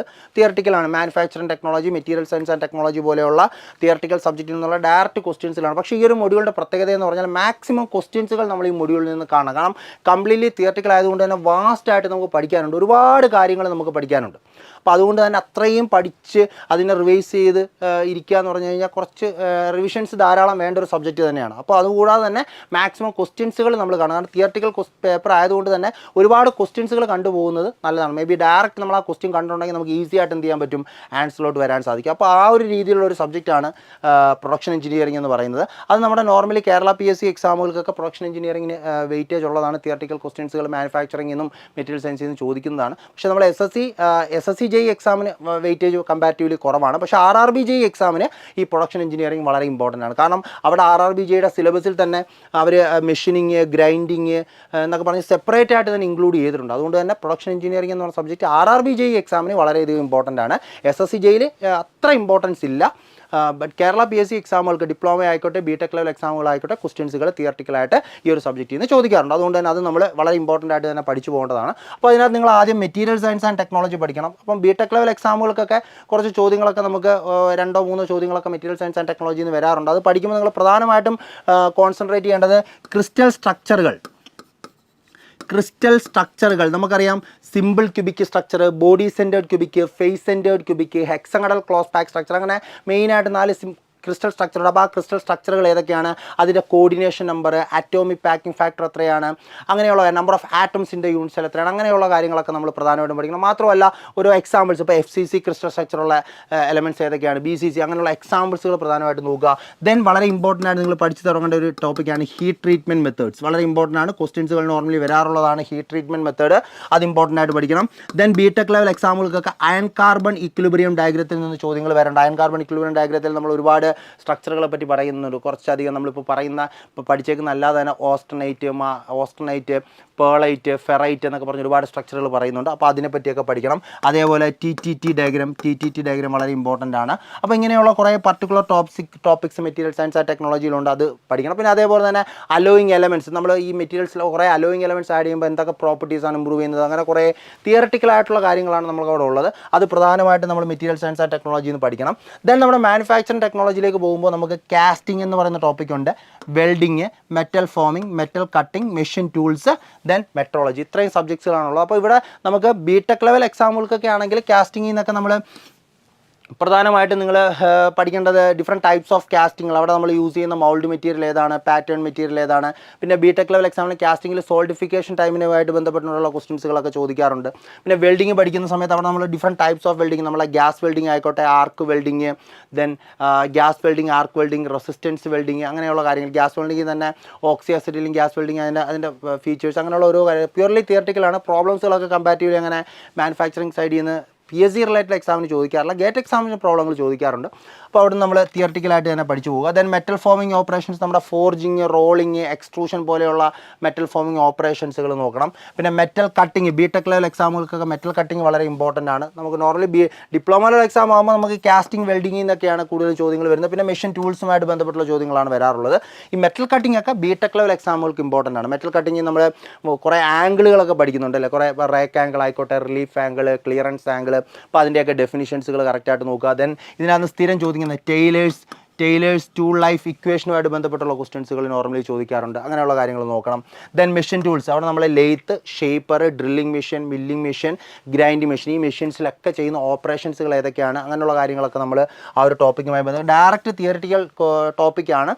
മാക്സിമം ക്വസ്റ്റ്യൻസുകൾ അവിടുന്ന് വർക്കൗട്ട് ചെയ്ത് പോകുക എന്നുള്ളതേ ഉള്ളൂ. ദെൻ മെട്രോളജി സബ്ജക്റ്റും അവിടുന്ന് ലിമിറ്റ്സ്, ഫിറ്റ്സ് ആൻഡ് ടോളറൻസുമായിട്ടൊക്കെ ബന്ധപ്പെട്ടുകൊണ്ടുള്ള സിമ്പിൾ ക്വസ്റ്റ്യൻസുകളൊക്കെ ചോദിക്കാറുണ്ട്. അപ്പോൾ ഇത്രയും കാര്യങ്ങളാണ് നമുക്ക് പ്രൊഡക്ഷൻ എഞ്ചിനീയറിംഗ് സബ്ജക്റ്റിൽ നിന്ന് നിങ്ങൾ എന്ത് ചെയ്യേണ്ടത്, മെയിനായിട്ട് ഐഡൻറ്റിഫൈ ചെയ്ത് പഠിക്കേണ്ടത്. ഓക്കെ, അപ്പോൾ നമ്മുടെ മൂന്നാമത്തെ മൊഡ്യൂൾ പ്രൊഡക്ഷൻ എഞ്ചിനീയറിംഗ് ആണ് നമ്മളത് നോക്കേണ്ടത്. അപ്പോൾ അതിനകത്ത് പ്രധാനമായിട്ട് നമ്മൾ നോക്കേണ്ട ടോപ്പിക്കുകൾ ഏതൊക്കെയാണെന്ന് ഞാൻ പറഞ്ഞു വന്നു. ദെൻ അടുത്ത് നമ്മൾ നോക്കാൻ പോകുന്നത് അപ്ലൈഡ് മെക്കാനിക്സ് ആൻഡ് ഡിസൈൻ. ഈ അപ്ലൈഡ് മെക്കാനിക്സ് ആൻഡ് ഡിസൈൻ എന്ന് പറയുന്ന സമയത്ത് ഞാനവിടെ പ്രധാനമായിട്ട് നിങ്ങൾ ഈ ഒരു മൊഡ്യൂൾ പഠിച്ചു തുടങ്ങുമ്പോൾ ആദ്യം നിങ്ങൾ പഠിക്കേണ്ടത് എഞ്ചിനീയറിംഗ് മെക്കാനിക്സ് ആണ്. നമ്മുടെ ഫസ്റ്റ് ഇയറിൽ, ബിടെക്കിൻ്റെ ഫസ്റ്റ് ഇയറിൽ നിങ്ങൾ പഠിക്കുന്ന സബ്ജക്റ്റ് എഞ്ചിനീയറിംഗ് മെക്കാനിക്സ്. എഞ്ചിനീയറിംഗ് മെക്കാനിക്സിൽ നിന്ന് ബേസിക് കൺസെപ്റ്റ്സുകളും കാര്യങ്ങളും എല്ലാം തന്നെ നോക്കിയിരിക്കുക. അതിനുശേഷം നിങ്ങൾ ഒന്നുകിൽ നേരെ മെക്കാനിക്സ് ഓഫ് സോളിഡ്സ്, നമ്മുടെ സ്ട്രെങ്ത് ഓഫ് മെറ്റീരിയൽ സബ്ജക്ട്സ് ഉണ്ടല്ലോ, ആ സബ്ജക്റ്റ് പഠിക്കുക. സ്ട്രെങ്ത് ഓഫ് മെറ്റീരിയൽ സബ്ജക്റ്റ് പഠിക്കുന്ന സമയത്ത് നിങ്ങൾ മെയിനായിട്ട് ഡിപ്ലോമ ലെവൽ എക്സാമിന് പഠിക്കുമ്പം നിങ്ങൾ stress strain concept, then shear force and bending moment diagram, springs, columns, ഇത്രയും കാര്യങ്ങൾ പ്രധാനമായിട്ടും ഡിപ്ലോമ ലെവൽ എക്സാമിന്. സ്ട്രെസ് സ്ട്രെയിൻ എന്ന് പറയുമ്പോൾ തന്നെ അവിടെ നിന്ന് ബേസിക് ആയിട്ട് ഒരുപാട് കാര്യങ്ങളുണ്ട്. കൂടുതലും ചോദ്യങ്ങൾ ഡിപ്ലോമ ലെവൽ എക്സാമിന് അവിടെ നിന്ന് തന്നെയാണ് വരാറുള്ളത്. പിന്നെ shear force and bending moment diagram, അതിൻ്റെ equations, different types of loading, different types of beams, അതിന് കറസ്പോണ്ടിങ് ആയിട്ട് SFBM ഡയഗ്രാംസ് കാര്യങ്ങളൊക്കെ നോക്കണം. ദെൻ കോളത്തിൻ്റെ എൻ കണ്ടീഷനുമായിട്ട് ബന്ധപ്പെട്ടുള്ള കാര്യങ്ങളൊക്കെ നോക്കണം, സ്പ്രിങ്ങുമായിട്ട്. ഇത്രയും കാര്യങ്ങളാണ് ഡിപ്ലോമ ലെവൽ എക്സാമിന് നിങ്ങൾ മെയിനായിട്ട് മോസ്റ്റ് ചെയ്ത് നോക്കണം. ഇനി ബിടെക് ലെവൽ എക്സാമിലേക്ക് വരുമ്പോൾ നമ്മൾ സ്ട്രെസ് സ്ട്രെയിൻ കൺസെപ്റ്റിൽ തന്നെ എലാസ്റ്റിക് കോൺസ്റ്റൻസുകൾ, തെർമൽ സ്ട്രെസ്സിൻ്റെ കൺസെപ്റ്റ്, കോമ്പോസിറ്റ് സിസ്റ്റത്തിൻ്റെ കൺസെപ്റ്റുകളൊക്കെ വളരെ ഡീറ്റെയിൽ ആയിട്ട് നോക്കണം. Then shear force and bending moment diagram, അവിടുന്ന് പിന്നെ അഡീഷണൽ ആയിട്ട് നമ്മൾ ഡിഫ്ലക്ഷൻ ഓഫ് ബീം വളരെ ഇമ്പോർട്ടൻ്റ് ആണ്. അതേപോലെ bending moment equation, bending stress,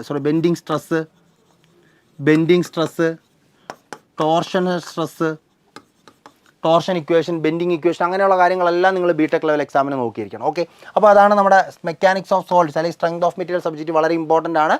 ഈ ഒരു സബ്ജക്റ്റ് നമ്മുടെ ഡിപ്ലോമ ലെവൽ എക്സാമിനും ബിടെക് ലെവൽ എക്സാമിനും പഠിച്ചിരിക്കേണ്ട ഒരു സബ്ജക്റ്റ് തന്നെയാണ്. കൂടുതലും ക്വസ്റ്റ്യൻസുകൾ കൂടുതൽ കാണാറുണ്ട്. അതേപോലെ തിയറി ഓഫ് മെഷീൻ സബ്ജക്റ്റ് പഠിക്കുന്ന സമയത്ത് തിയറി ഓഫ് മെഷീൻ വളരെ ഇമ്പോർട്ടൻ്റ് ആയിട്ടുള്ള ഒരു സബ്ജക്റ്റാണ്. തിയറി ഓഫ് മെഷീൻ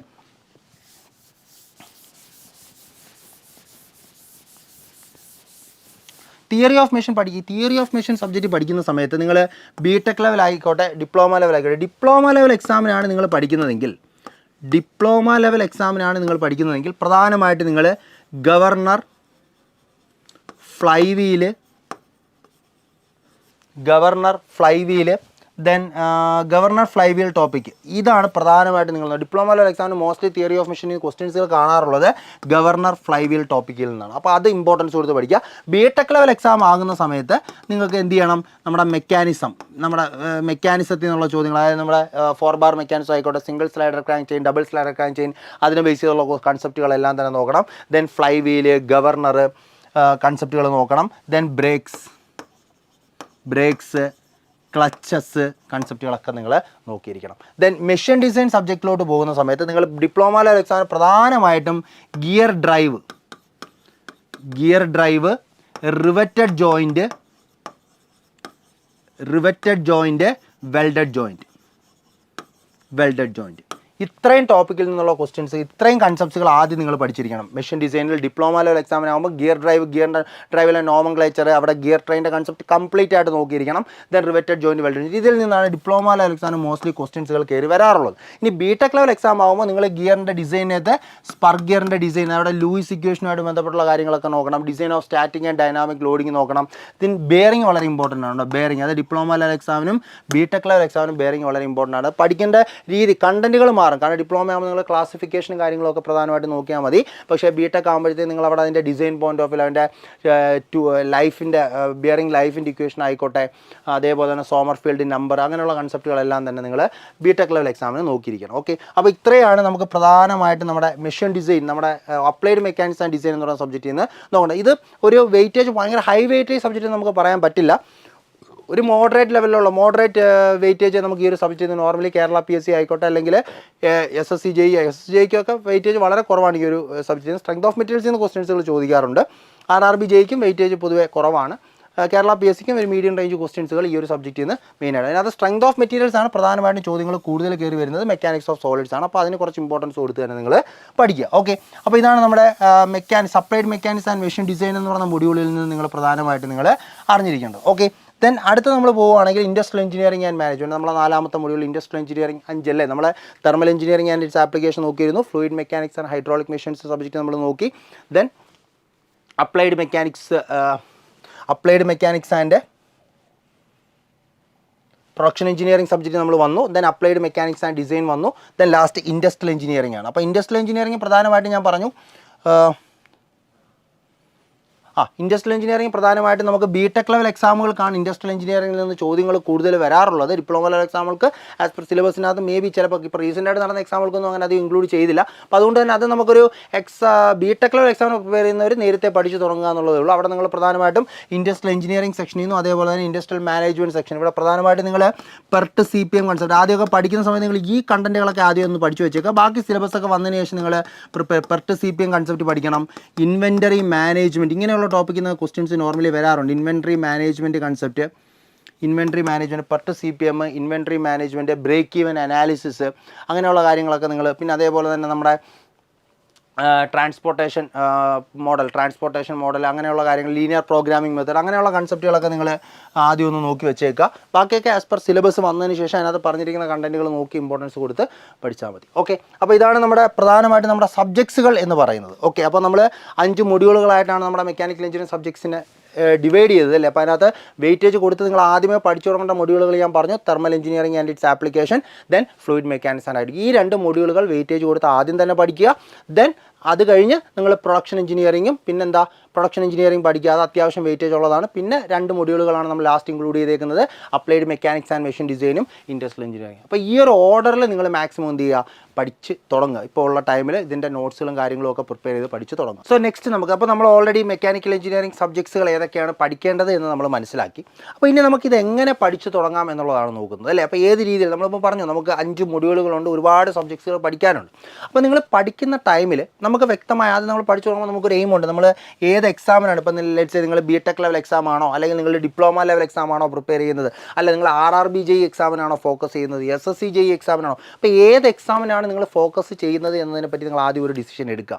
ഓക്കെ, അപ്പോൾ അതിനുശേഷം നമ്മൾ അതിൻ്റേതായ ഒരു പ്ലാൻ മേക്ക് ചെയ്യണം. പ്ലാൻ മേക്ക് ചെയ്യുക എന്ന് പറഞ്ഞു കഴിഞ്ഞാൽ നമ്മൾ ഡീറ്റെയിൽഡ് ആയിട്ട് നമുക്കിപ്പോൾ ഒരുപാട് ഞാനിപ്പോൾ പറഞ്ഞ കണക്ക് 5 മൊഡ്യൂളുകൾ ഞാൻ നിങ്ങൾക്ക് തന്നു പഠിക്കാനാണ്. 5 മൊഡ്യൂളുകൾ നമ്മൾ പറഞ്ഞു. അപ്പോൾ അതിൽ നിങ്ങൾ ഏതെങ്കിലും 2 മൊഡ്യൂളുകൾ നിങ്ങൾ എടുക്കുക. ഏതെങ്കിലും 2 മൊഡ്യൂൾ, ഇപ്പോൾ ഹൈ വെയിറ്റേജ് ഉള്ള മൊഡ്യൂളായ നമ്മളെ മൊഡ്യൂൾ 1ഉം മൊഡ്യൂൾ 2 എടുക്കുന്നതെന്ന് വിചാരിക്കുക. ഓക്കെ, അല്ലെങ്കിൽ നിങ്ങൾക്ക് ചിലപ്പോൾ ചില മൊഡ്യൂൾ നിങ്ങൾക്ക് കുറച്ച് ഇൻട്രസ്റ്റ് ഉള്ള മൊഡ്യൂളായിരിക്കും. അപ്പോൾ ആ ഒരു മൊഡ്യൂളും നിങ്ങൾക്ക് ഒട്ടും അറിഞ്ഞുകൂടാത്തൊരു മൊഡ്യൂൾ, അങ്ങനെ 2 മൊഡ്യൂളുകൾ നിങ്ങൾ എടുക്കുക.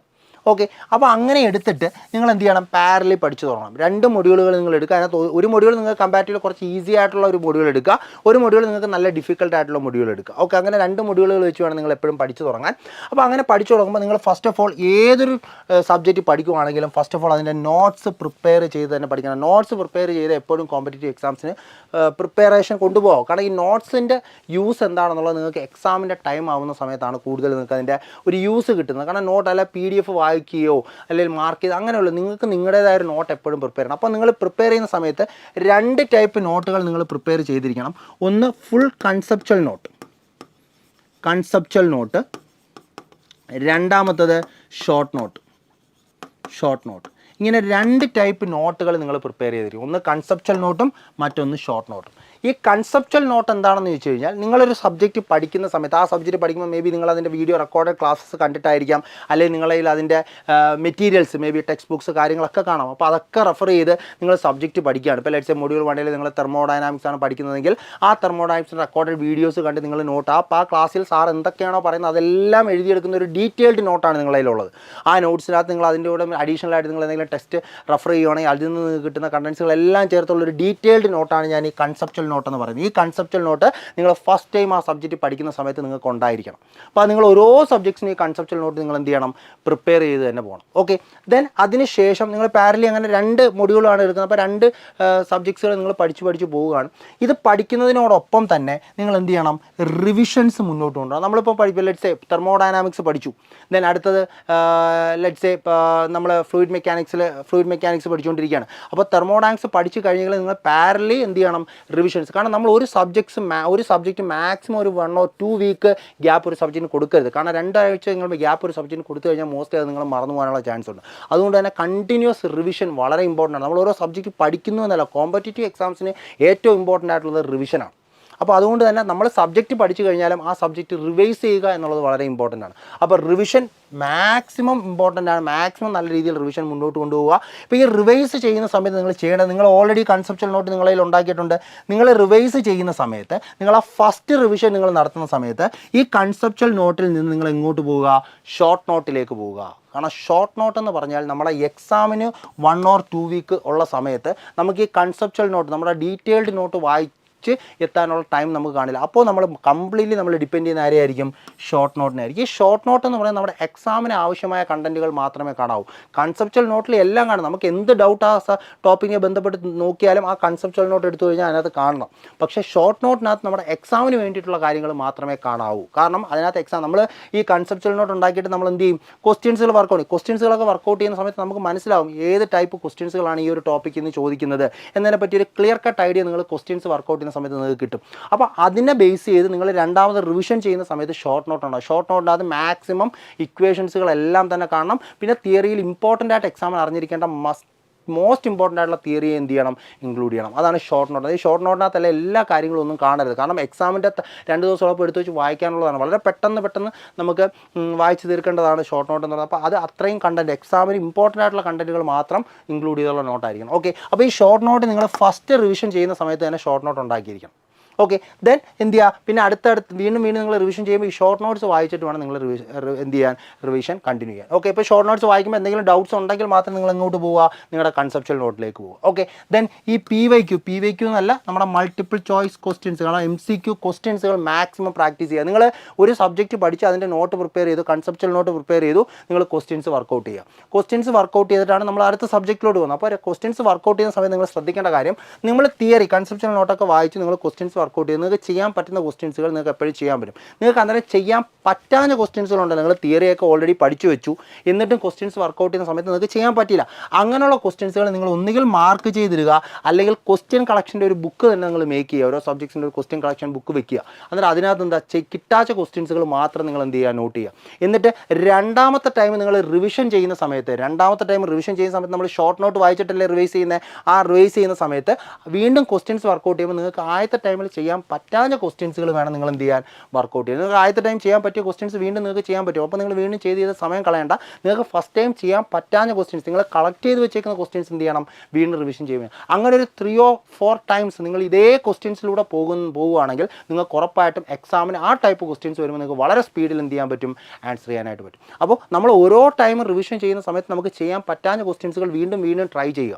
അപ്പോൾ ഒരു 3 or 4 റിവിഷൻ കഴിയുമ്പോൾ നിങ്ങൾ ഓട്ടോമാറ്റിക്കലി ആ ക്വസ്റ്റ്യൻസ് ചെയ്യാൻ പറ്റുന്നൊരു സിറ്റുവേഷനിൽ നിങ്ങൾ എത്തും. അപ്പോൾ അങ്ങനെയാണ് നിങ്ങൾ റിവിഷൻ എന്ത് ചെയ്യേണ്ടത്, മുന്നോട്ട് കൊണ്ടുപോകേണ്ടത്. ഓക്കെ അല്ലേ? ഓക്കെ. അപ്പോൾ വളരെ ഇമ്പോർട്ടൻ്റ് ആണ്. ഓരോ സബ്ജക്ട്സ് പാരലി നിങ്ങൾ 2 സബ്ജക്ട്സുകൾ എടുക്കുക. അത് പഠിക്കുന്നതിനനുസരിച്ച് അതിൻ്റെ നോട്ട്സ്, കൺസെപ്ച്വൽ നോട്ട്സ് പ്രിപ്പയർ ചെയ്യുക. സബ്ജക്ട്സിൽ പാരലി പഠിച്ച് മാറ്റുന്നതിനനുസരിച്ച് റിവിഷൻ പാരലി കൊണ്ടുപോവുക. ഫസ്റ്റ് റിവിഷനിൽ തന്നെ നിങ്ങൾ എന്ത് പ്രിപ്പയർ ചെയ്യുക, ഷോർട്ട് നോട്ട് പ്രിപ്പയർ ചെയ്യുക. ക്വസ്റ്റ്യൻസുകൾ കളക്ട് ചെയ്യുക. ക്വസ്റ്റ്യൻ കളക്ഷൻ ബുക്ക് നിങ്ങൾ കീപ്പ് ചെയ്യണം. അപ്പോൾ കിട്ടാത്ത ക്വസ്റ്റ്യൻസ് നിങ്ങളിപ്പോൾ പല നിങ്ങളിപ്പം ഒരു ഒറ്റ സോഴ്സ് മാത്രമായിരിക്കും. നിങ്ങൾ പലയിടത്ത് ഇപ്പോൾ നെറ്റിലൊക്കെയാണ് ധാരാളം ക്വസ്റ്റ്യൻസ് കാണും അല്ലേ. അപ്പോൾ അവിടെ നിന്നൊക്കെ നിങ്ങൾക്ക് കിട്ടാത്ത ക്വസ്റ്റ്യൻ നമ്മൾ അറ്റ് എ ടൈം സൊല്യൂഷൻ നോക്കുമ്പോൾ നിങ്ങൾക്ക് മനസ്സിലാവും. പക്ഷേ പിന്നെ വീണ്ടും നമ്മളൊരു 1 വീക്ക് കഴിഞ്ഞ് അതേ ക്വസ്റ്റ്യൻ കാണുവാണെങ്കിൽ ചെയ്യാൻ പറ്റത്തില്ല. അതുകൊണ്ടാണ് ഞാൻ പറയുന്നത് അവിടെ സോഴ്സസുകൾ ഒരുപാട് കിടക്കുകയാണ്. അപ്പം നമ്മൾ ആ ക്വസ്റ്റ്യൻസുകൾ കളക്ട് ചെയ്ത് വെച്ചില്ലെങ്കിൽ പിന്നെ നിങ്ങൾക്ക് അത് കിട്ടാൻ പാടാണ്. അതുകൊണ്ടാണ് നമുക്ക് ചെയ്യാൻ പറ്റാത്ത ക്വസ്റ്റ്യൻസുകളൊക്കെ ഒരു ക്വസ്റ്റ്യൻ കളക്ഷൻ ബുക്കായിട്ട് തന്നെ കീപ്പ് ചെയ്ത് അതിൽ മാർക്ക് ചെയ്ത്, അപ്പോൾ നമുക്ക് എന്ത് ചെയ്യാൻ പറ്റും, വീണ്ടും ഇവിടെ ആ ഒരു ഒറ്റ ബുക്ക് നോക്കുമ്പോൾ തന്നെ ഈ ക്വസ്റ്റ്യൻസുകളെല്ലാം നമ്മൾ എന്ത് ചെയ്യും, ഒന്നും കൂടെ ഒന്ന് റിഫ്രഷ് ചെയ്ത് പോകും. ഓക്കെ. അപ്പോൾ അതുകൊണ്ട് അത് മസ്റ്റായിട്ട് ഒന്ന് നോക്കുക. ഒരു ക്വസ്റ്റ്യൻ കളക്ഷൻ ബുക്ക് കീപ്പ് ചെയ്യുക. ആ ക്വസ്റ്റ്യൻ കളക്ഷൻ ബുക്കിലൂടെ റിവിഷൻസ് മുന്നോട്ട് കൊണ്ടുപോകും. ഓക്കെ. ദെൻ മോസ്റ്റ്ലി നമ്മൾ എന്ത് ചെയ്യുക, മൾട്ടിപ്പിൾ ചോയ്സ് ക്വസ്റ്റ്യൻസുകൾ ചെയ്ത് മാക്സിമം ക്വസ്റ്റ്യൻസുകൾ പ്രാക്ടീസ് ചെയ്യുന്നുണ്ട്. ദെൻ പ്രീവിയസ് ഇയർ ക്വസ്റ്റ്യൻസ്, നിങ്ങൾ ഈ പ്രീവിയസ് ഇയർ ക്വസ്റ്റ്യൻസ് ആദ്യം തന്നെ പഠിച്ച് തുടങ്ങുമ്പോൾ തന്നെ ചെയ്യണമെന്ന് ഞാൻ പറയത്തില്ല. സബ്ജക്റ്റ് പഠിച്ചിട്ട് നിങ്ങൾ പ്രീവിയസ് ഇയർ ക്വസ്റ്റ്യൻസ്, അപ്പോൾ നിങ്ങൾക്ക് ഒരു ഐഡിയ കിട്ടും ഈ പഠിച്ച കണ്ടന്റിൽ നിന്ന് ഏത് രീതിയിലാണ് ക്വസ്റ്റ്യൻസുകൾ വരുന്നതിനെ പറ്റി നിങ്ങൾക്ക് ഒരു ബേസിക് ഐഡിയ ആ PYQ നോക്കുന്ന സമയത്ത് തന്നെ നിങ്ങൾക്ക് കിട്ടും. ഓക്കെ. ദെൻ ടെസ്റ്റ് സീരീസുകൾ, ഒരു സബ്ജക്റ്റ് ഒക്കെ കംപ്ലീറ്റ് ആവുന്ന സമയത്ത് സബ്ജക്റ്റ് വൈസ് ടെസ്റ്റ് സീരീസുകളൊക്കെ അറ്റൻഡ് ചെയ്യുക. കാരണം എക്സാംസുകൾ അറ്റൻഡ് ചെയ്താലേ നമുക്ക് സ്പീഡ് അറ്റൻഡ് ചെയ്യാൻ പറ്റും. നമുക്കിപ്പോൾ ഒരു ക്വസ്റ്റ്യൻ തന്നിട്ട് മാക്സിമം എത്ര സമയത്തിനുള്ളിൽ 4 മണിക്കൂറൊക്കെ തന്നു കഴിഞ്ഞാൽ നമുക്ക് പതുക്കെ ഇരുന്ന് ചെയ്യാൻ പറ്റും. പക്ഷേ നമുക്ക് നമ്മുടെ മെയിൻ എക്സാമിന് 1.5 മണിക്കൂറിനുള്ളിലാണ് ഈ 100 ചോദ്യങ്ങൾ നമുക്ക് എന്ത് ചെയ്യേണ്ടത്, ആൻസർ ചെയ്യേണ്ടത്. അപ്പോൾ ആ ഒരു സ്പീഡും ആക്യുറസിയും നമുക്ക് മസ്റ്റാണ്. അപ്പോൾ അത് ഡെവലപ്പ് ചെയ്യാനായിട്ട് നമ്മൾ മാക്സിമം ടെസ്റ്റ് സീരീസുകൾ അറ്റൻഡ് ചെയ്യുക. സബ്ജക്റ്റ് വൈസ് ഉണ്ട്, ടോപ്പിക് വൈസ് എക്സാമുകളുണ്ട്, എല്ലാം പഠിച്ചു കഴിഞ്ഞാൽ അവസാനം കുറേ മോക്ക് എക്സാമുകളുണ്ട്. അപ്പോൾ ഇതൊക്കെ നമുക്ക് അറ്റൻഡ് ചെയ്യണം. അപ്പോൾ ഈ ഒരു മോക്ക് എക്സാമിലോട്ടൊക്കെ നമുക്ക് നമ്മുടെ മെയിൻ എക്സാമിന് തൊട്ട് മുന്നേ ഈ മോക്ക് എക്സാംസ് ഒക്കെ നമുക്ക് ഒരുപാട് അറ്റൻഡ് ചെയ്യണമെങ്കിൽ എന്താ ചെയ്യേണ്ടത്, നമ്മൾ നേരത്തെ തന്നെ സബ്ജക്റ്റുകൾ പഠിച്ച് നോട്ട്സുകൾ പ്രിപ്പയർ ചെയ്ത്, കൺസെപ്ച്വൽ നോട്ട്സ് ആയിക്കോട്ടെ, ഷോർട്ട് നോട്ട്സ് ആയിക്കോട്ടെ, ഇതൊക്കെ പ്രിപ്പയർ ചെയ്ത് നമ്മൾ കറക്റ്റായിട്ട് പോയാൽ മാത്രമേ എക്സാമിൻ്റെ ടൈം ആകുമ്പോൾ നമുക്ക് ഈ ടെസ്റ്റ് സീരീസും മോക്ക് ടെസ്റ്റും കാര്യങ്ങളും ഒക്കെ കറക്റ്റായിട്ട് അറ്റൻഡ് ചെയ്ത് ആ ഒരു കംപ്ലീറ്റ് സ്റ്റെപ്പ് നമുക്ക് എന്ത് ചെയ്യാൻ പറ്റൂ, ഫിനിഷ് ചെയ്യാനായിട്ട് സാധിക്കത്തുള്ളൂ. ഓക്കെ. അപ്പോൾ ഇതാണ് നമ്മുടെ ഒരു സ്റ്റഡി ടെക്നിക്ക് എന്ന് പറയുന്നത്. കറക്റ്റായിട്ട് തന്നെ ഇതിനകത്ത് വളരെ ഇമ്പോർട്ടൻ്റ് ആയിട്ട് ഞാൻ ഈ റിവിഷൻ ഇങ്ങനെ ഹാൻഡിൽ ചെയ്തത്, കാരണം ഈ റിവിഷൻ എന്ന് പറയുന്നതാണ് നമ്മൾ ശ്രദ്ധിക്കണം. നമ്മളല്ലാതെ ഓരോ സബ്ജക്റ്റിനും പഠിച്ച് പോയിട്ട് കാര്യമില്ല. ഇൻ ബിറ്റ്വീൻ നമ്മൾ എന്ത് ചെയ്യണം, റിവിഷൻസ് മസ്റ്റായിട്ട് വേണം. റിവിഷൻസിനോടൊപ്പം ക്വസ്റ്റ്യൻസുകൾ മാക്സിമം എന്ത് ചെയ്യണം, പ്രാക്ടീസ് ചെയ്യണം. ക്വസ്റ്റ്യൻസ് പ്രാക്ടീസ് ചെയ്യുന്നതിലൂടെ നമുക്ക് മാക്സിമം സ്കോറിലേക്ക് നമുക്ക് എത്തിപ്പെടാനായിട്ട് സാധിക്കുള്ളൂ. അപ്പം കഴിഞ്ഞ എക്സാമ്പിൾക്കൊക്കെ മാക്സിമം സ്കോർ ചെയ്യാൻ പറ്റാത്ത കുട്ടികളൊക്കെ ബാക്കായി പോയത് മേ ബി റിവിഷൻ ചെയ്യാനുള്ള സമയം അവർക്ക് കിട്ടിക്കാണത്തില്ല, അല്ലെങ്കിൽ മാക്സിമം ക്വസ്റ്റ്യൻസ് കാണാനുള്ള ടൈം കിട്ടിക്കാണത്തില്ല. അവിടെ ആയിരിക്കും അവരൊക്കെ ബാക്ക് ആവാനുള്ള സാധ്യത. അതുകൊണ്ട് ഇനിയും പ്രിപ്പയർ ചെയ്യുമ്പോൾ നിങ്ങൾ ഈ റിവിഷൻ എന്ന് പറയുന്നതും ക്വസ്റ്റ്യൻസ് പ്രാക്ടീസ് ചെയ്യുന്നതും യാതൊരു കാരണവശാലും ബാക്കിലോട്ട് പോകരുത്. ഓക്കെ, ക്ലിയർ അല്ലേ? ഓക്കെ. അപ്പോൾ അങ്ങനെയാണെങ്കിൽ അപ്പോൾ നമ്മൾ പറഞ്ഞ കാര്യങ്ങൾ തന്നെയാണ്. Approach towards each subjects by analysing the previous year question pattern, theoretical, അതായത് ന്യൂമറിക്കൽ ക്വസ്റ്റ്യൻസുകൾ ഏത് സബ്ജക്റ്റിൽ നിന്നാണ് വരുന്നത്, തിയററ്റിക്കൽ ക്വസ്റ്റ്യൻസുകൾ ഏത് സബ്ജക്റ്റിൽ നിന്നാണ് വരുന്നത് എന്നൊക്കെ നമുക്ക് ആ PYQ നോക്കുന്ന സമയത്ത് തന്നെ നമുക്ക് മനസ്സിലാവും. അപ്പോൾ നമ്മൾ പറഞ്ഞ പോലെ FM, ഡിപ്ലോമ ലെവൽ എക്സാമിനൊക്കെ മോസ്റ്റ്ലി തിയററ്റിക്കൽ ക്വസ്റ്റ്യൻസ് തന്നെയാണ്. ഡയറക്റ്റ് സബ്സ്റ്റിറ്റ്യൂഷൻ ക്വസ്റ്റ്യൻസുകളൊക്കെ പ്രോബ്ലം ആയിട്ട് ചോദിക്കാറുള്ളൂ. പിന്നെ BTech ലെവൽ പോകുമ്പോഴാണ് നമുക്ക് കുറച്ചും കൂടെ നല്ല കൺസെപ്റ്റ് ലെവൽ ക്വസ്റ്റ്യൻസുകൾ വരാറുള്ളത്. Then prepare concept wise notes and short notes for each subject. ഞാൻ ഓൾറെഡി പറഞ്ഞു, ഓരോ സബ്ജക്റ്റുകൾ നിങ്ങൾ പഠിക്കുന്ന സമയത്തും അതിൻ്റെ കൺസെപ്ച്വൽ നോട്ട് ഉണ്ടായിരിക്കണം. അതേപോലെ തന്നെ അതിൻ്റെ എന്തുണ്ടായിരിക്കണം, ഷോർട്ട് നോട്ടുകളും ഉണ്ടായിരിക്കണം. Start with 1 difficult and 1 easy subject അല്ലേ. നമ്മളെപ്പോഴും 2 സബ്ജക്റ്റുകൾ പാരലൽ, നമ്മൾ ഏതെങ്കിലും 2 മൊഡ്യൂളുകൾ നിങ്ങൾ എടുക്കുക, ഒരു ഈസി സബ്ജക്റ്റും ഒരു ഡിഫിക്കൽട്ട് സബ്ജക്റ്റും ആയിട്ടുള്ള പാരലൽ ആ ഒരു മോഡിൽ തന്നെ നിങ്ങൾ പ്രിപ്പറേഷൻ മുന്നോട്ട് കൊണ്ടുപോകുക. ഓക്കെ. അപ്പോൾ നിങ്ങൾ ഒരു മൊഡ്യൂളിൽ നിന്ന് തന്നെ 2 സബ്ജക്റ്റ് എടുക്കാതിരിക്കുക, കാരണം കണ്ടിന്യൂഷൻ കറക്റ്റായിട്ടുണ്ട്. അപ്പോൾ നിങ്ങൾ ഒരു സൈഡിൽ കൂടെ തെർമോഡൈനാമിക്സ് പഠിക്കുന്നു, വീണ്ടും പോയി RIS പഠിക്കുന്നു, അങ്ങനെ പഠിക്കാതിരിക്കുക. കാരണം ഒരു മൊഡ്യൂളിൻ്റെ ആ ഓർഡർ കറക്റ്റായിട്ട് കീപ്പ് ചെയ്യുക. അപ്പോൾ ഒന്നുകിൽ നിങ്ങൾ മൊഡ്യൂൾ 1 TD സ്റ്റാർട്ട് ചെയ്യുക, മൊഡ്യൂൾ 1 നിന്ന് TD സ്റ്റാർട്ട് ചെയ്യുക, മൊഡ്യൂൾ 2 നിന്ന് നിങ്ങൾ എന്ത് ചെയ്യുക, FM-ൻ്റെ പ്രോപ്പർട്ടീസ് ഓഫ് ഫ്ലൂയിഡ്സ് സ്റ്റാർട്ട് ചെയ്യുക. അല്ലെങ്കിൽ നിങ്ങൾ മൊഡ്യൂൾ 2 അവിടെ ഇട്ടിട്ട് മൊഡ്യൂൾ 3 അല്ലെങ്കിൽ മൊഡ്യൂൾ 4 ഡിസൈൻ സ്റ്റാർട്ട് ചെയ്യുക. അതിനകത്ത് എഞ്ചിനീയറിംഗ് മെക്കാനിക്സ് ഇടുക. അപ്പോൾ അങ്ങനെ 2 മൊഡ്യൂളിൽ നിന്ന് 2 സബ്ജക്റ്റുകൾ വെച്ച് സ്റ്റാർട്ട് ചെയ്യുക. ഓക്കെ, അപ്പോൾ ആ രീതിയിൽ നിങ്ങൾ പോകുക. അപ്പോൾ അതിനകത്തൊന്ന് നിങ്ങൾക്ക് വളരെ ഈസി ആയിട്ടുള്ളൊരു മൊഡ്യൂൾ എടുക്കുക, ഒന്ന് ഡിഫിക്കൽട്ട്. അപ്പോൾ നിങ്ങൾക്ക് എന്ത് ചെയ്യാൻ പറ്റും, പാരലി നമ്മൾ വളരെ ഫ്രഷ് ആയിട്ടൊക്കെ ഇരിക്കുന്ന നല്ല ഹൈ എനർജി ലെവലിൽ ഇരിക്കുന്ന സബ്ജക്റ്റ് സമയത്താണ് നിങ്ങൾ ആ ഡിഫിക്കൽട്ട് സബ്ജക്റ്റ് എടുത്ത് പഠിക്കുക. ഇനി നമ്മൾ കുറച്ച് ടയർഡൊക്കെ ആയിട്ടിരിക്കുവാണ്, അധികം ഫുള്ളി കോൺസെൻട്രേറ്റ് ചെയ്യാൻ പറ്റാത്ത ടൈമിലൊക്കെ ആണെങ്കിൽ നമുക്ക് കുറച്ചും കൂടെ ഈസി ആയിട്ടുള്ള സബ്ജക്റ്റ് എടുക്കുക. അപ്പോൾ നമുക്ക് കുറച്ചും കൂടെ കാര്യങ്ങൾ പെട്ടെന്ന് പഠിച്ച് തീർക്കാൻ പറ്റും. അപ്പോൾ നിങ്ങളുടേതായ രീതിയിൽ നിങ്ങളത് നോക്കുക. പിന്നെ വർക്കൗട്ട് സെഷൻ ഓൾറെഡി പറഞ്ഞു, വർക്കൗട്ട് സെഷൻ പ്രാക്ടീസ് ചെയ്യുക. ക്വസ്റ്റ്യൻസ് പ്രാക്ടീസ് ചെയ്യുന്നതാണ്. നമ്മൾ തിയറി മാത്രം പഠിച്ചു പോയിട്ട് കാര്യമില്ല. പാരലി തിയറി പഠിച്ചിട്ട് മാക്സിമം ക്വസ്റ്റ്യൻസുകൾ വർക്കൗട്ട് ചെയ്യുക. ചെയ്ത് കിട്ടാത്ത ക്വസ്റ്റ്യൻസുകൾ, അതായത് നിങ്ങൾക്ക് ഫസ്റ്റ് ടൈം തന്നെ തിയറി പഠിച്ചിട്ട് കിട്ടാത്ത ക്വസ്റ്റ്യൻസുകൾ ഞാൻ പറഞ്ഞ പോലെ ക്വസ്റ്റ്യൻ കളക്ഷൻ ബുക്കിൽ അതെന്ത് ചെയ്യുക, എഴുതുക. അങ്ങനെ തന്നെ പോവുക. ഓക്കെ, ദെൻ റിവിഷൻസ് ഞാൻ പറഞ്ഞു. റിവിഷൻസ് യാതൊരു കാരണവശാലും നമ്മൾ സ്കിപ്പ് ചെയ്യരുത്. ഓരോ സബ്ജക്റ്റ് പഠിച്ച് പോകുക എന്നുള്ളതല്ല, ഇൻ ബിറ്റ്വീൻ റിവിഷൻസ് ചെയ്യുക, എക്സാംസുകൾ അറ്റൻഡ് ചെയ്യുക. കാരണം റിവൈസ് ചെയ്തില്ലെങ്കിൽ നമ്മൾ പഠിച്ച കാര്യങ്ങളൊക്കെ വീണ്ടും അത്ര സമയം എടുത്ത് തന്നെ വീണ്ടും പഠിക്കേണ്ടി വരും. പക്ഷേ നമ്മളൊരു 3-4 പ്രാവശ്യമൊക്കെ റിവൈസ് ചെയ്ത് കഴിഞ്ഞാൽ പിന്നെ നമുക്ക് ആ സബ്ജക്ട്സ് പഠിച്ചെടുക്കാനുള്ള ടൈം എന്ത് ചെയ്യാൻ പറ്റും, കുറയ്ക്കാനായിട്ട് സാധിക്കും. Okay, then attend topic wise and subject wise test. Topic wise ഓരോ ടോപ്പിക്കുകൾ പഠിച്ചിട്ട് ടോപ്പിക് വൈസ് ടെസ്റ്റുകൾ അറ്റൻഡ് ചെയ്യുക. സബ്ജക്റ്റ് കംപ്ലീറ്റ് ചെയ്യുമ്പോൾ സബ്ജക്ട് വൈസ് ടെസ്റ്റുകൾ അറ്റൻഡ് ചെയ്യുക. അപ്പോൾ ഈ ടെസ്റ്റുകളൊക്കെ അറ്റൻഡ് ചെയ്യുന്ന സമയത്തൊക്കെ ക്വസ്റ്റ്യൻസുകൾ ഒരുപാട് നിങ്ങൾക്ക് കിട്ടും. അപ്പോൾ അത് നിങ്ങൾക്ക് ചെയ്യാൻ പറ്റാത്ത ക്വസ്റ്റ്യൻസുകളൊക്കെ എന്ത് ചെയ്യുക, ക്വസ്റ്റ്യൻ കളക്ഷൻ ബുക്കിൽ കളക്ട് ചെയ്യുക. ദെൻ റിവിഷൻസ് നടത്തുന്ന സമയത്ത് ഈ ക്വസ്റ്റ്യൻസുകളൊക്കെ എന്ത് ചെയ്യുക, വീണ്ടും വർക്കൗട്ട് ചെയ്യുക. അപ്പോൾ നിങ്ങൾക്ക് മോസ്റ്റ്ലി ഒരു 3-4 പ്രാവശ്യം ഒരേ ക്വസ്റ്റ്യനിലൂടെ നിങ്ങൾ പല ടൈമിൽ പോകുമ്പോൾ ഉറപ്പായിട്ടും ആ കൺസെപ്റ്റിനെ ബേസ് ചെയ്തുള്ള ക്വസ്റ്റ്യൻസുകൾ എക്സാമിന് വരുമ്പോൾ നമുക്ക് വളരെ ഈസി ആയിട്ട്, അല്ലെങ്കിൽ അധികം സമയം കളയാതെ നിങ്ങൾക്ക് എന്ത് ചെയ്യാൻ പറ്റും, ആൻസറിലേക്ക് പോകാനായിട്ട് സാധിക്കും. ഓക്കെ അല്ലേ, ക്ലിയർ? ഓക്കെ, സോ ഇത്രയാണ് നമുക്ക് ഈ ഒരു സ്റ്റഡി പ്ലാനുമായിട്ട് നിങ്ങളടുത്ത് പറയാനുള്ളത്. അപ്പോൾ നമുക്ക് ഇനി വരാൻ പോകുന്ന മെക്കാനിക്കൽ എഞ്ചിനീയറിംഗ് റിലേറ്റഡ് ആയിട്ടുള്ള എക്സാമുകൾക്ക് പഠിച്ചു തുടങ്ങുന്നവരാണെങ്കിൽ ഈ ഒരു രീതിയിൽ ഞാൻ ഈ പറഞ്ഞ മെക്കാനിക്കൽ കോർ സബ്ജക്ട്സുകൾ ഇത്രയും മൊഡ്യൂളുകൾ പഠിച്ചു തുടങ്ങുക. പറഞ്ഞ പോലെ തന്നെ നോട്ട്സ് പ്രിപ്പയർ ചെയ്ത് ക്വസ്റ്റ്യൻസുകൾ വർക്കൗട്ട് ചെയ്ത് 2 ടൈപ്പ് നോട്ടുകൾ നമ്മൾ പറഞ്ഞ പോലെ കൺസെപ്ച്വൽ നോട്ട് ആയിക്കോട്ടെ, ഷോർട്ട് നോട്ട് ആയിക്കോട്ടെ, പിന്നെ നിങ്ങൾക്ക് ക്വസ്റ്റ്യൻ കളക്ഷൻ ബുക്ക് മേക്ക് ചെയ്യാൻ പറ്റുമെങ്കിൽ അങ്ങനെയും മേക്ക് ചെയ്ത് തന്നെ മുന്നോട്ട്. അതിനുള്ള ടൈം ഇപ്പോൾ ഉണ്ട്. കാരണം ഇപ്പോൾ നമ്മുടെ മുന്നിൽ നോട്ടിഫിക്കേഷൻ വന്നിട്ടില്ല. 2024-25 വരുന്ന നോട്ടിഫിക്കേഷൻസ് ആണ് നമ്മൾ വെയിറ്റ് ചെയ്യുന്നത്. അപ്പോൾ അതിനുവേണ്ടി നിങ്ങൾ നേരത്തെ പ്രിപ്പയർ ചെയ്ത് തുടങ്ങുക. പാരലി നിങ്ങൾ ജോബ് ചെയ്യുന്നവരാണെങ്കിൽ തന്നെ കിട്ടുന്ന ടൈം യൂട്ടിലൈസ് ചെയ്ത് ഇങ്ങനെയുള്ള കാര്യങ്ങളൊക്കെ പ്രിപ്പയർ ചെയ്ത് നോട്ട്സൊക്കെ ഉണ്ടാക്കി മാക്സിമം ക്വസ്റ്റ്യൻസുകളൊക്കെ കളക്ട് ചെയ്ത് നിങ്ങളുടേതായ രീതിയിൽ മുന്നോട്ട് പോവുക. അപ്പോൾ എന്ത് ചെയ്യാൻ പറ്റും, നോട്ടിഫിക്കേഷൻ വരുന്ന സമയത്ത് നമ്മൾ ഈ പഠിച്ച കാര്യങ്ങളൊക്കെ എന്ത് ചെയ്യുക, ഒന്നും കൂടെ ഒന്ന് ബ്രഷപ്പ് ചെയ്ത് ക്വസ്റ്റ്യൻസിൽ വർക്കൗട്ട് ചെയ്ത് കഴിഞ്ഞാൽ നമുക്ക് ആ എക്സാം ടൈമിൽ നല്ല രീതിയിൽ നമുക്ക് ആ എക്സാമിന് എന്ത് ചെയ്യാൻ പറ്റും, അപ്രോച്ച് ചെയ്യാനായിട്ട് സാധിക്കും. Okay, clear? അപ്പോൾ നിങ്ങൾക്ക് ഈ സെഷൻ യൂസ്ഫുൾ ആയെന്ന് വിചാരിക്കുന്നു. അപ്പോൾ എൻട്രിയിൽ മെക്കാനിക്കൽ റിലേറ്റഡ് ആയിട്ടുള്ള കോഴ്സസുകൾ അവൈലബിൾ ആണ്. അപ്പോൾ ആ കോഴ്സിൻ്റെ ഡീറ്റെയിൽസും കാര്യങ്ങളൊക്കെ അറിയുന്നതിനായി നിങ്ങൾക്ക് ഈ കാണുന്ന നമ്പർ 9048777244 നമ്പറിൽ കോൺടാക്റ്റ് ചെയ്യാം. എന്തെങ്കിലും ഡൗട്ട്സോ കാര്യങ്ങളോ ഉണ്ടെങ്കിൽ നിങ്ങൾക്ക് ചോദിക്കാം. അപ്പോൾ അവരത് ക്ലിയർ ചെയ്ത് തരുന്നതായിരിക്കും. അപ്പോൾ അങ്ങനെയാണെങ്കിൽ നമുക്ക് ഇന്നത്തെ സെഷൻ ഇവിടെ വൈൻഡ് അപ്പ് ചെയ്യാം. നമുക്ക് മറ്റൊരു സെഷനിൽ വീണ്ടും കാണാം. Until then, thank you, take care.